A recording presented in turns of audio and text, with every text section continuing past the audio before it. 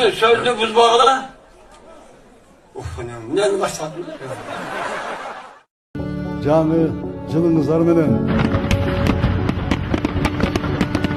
Остается ситуация с коронавирусом в Кыргызстане. Развивается по одному из худших сценариев.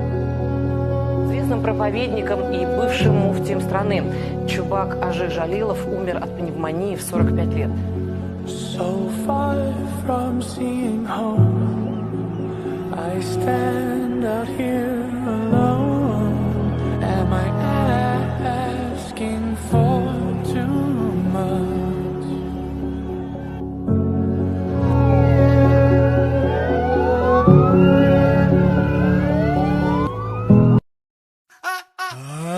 Niga ona bu, ne niga ona bu, toza niga ona bu, ne hapçi niga ona bu.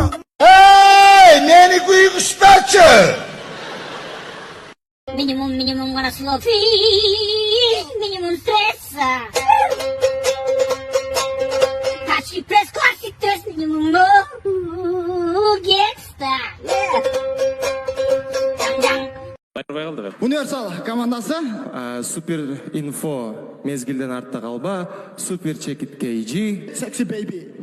Я взлетаю как ракета, для меня вся планета черно-белая.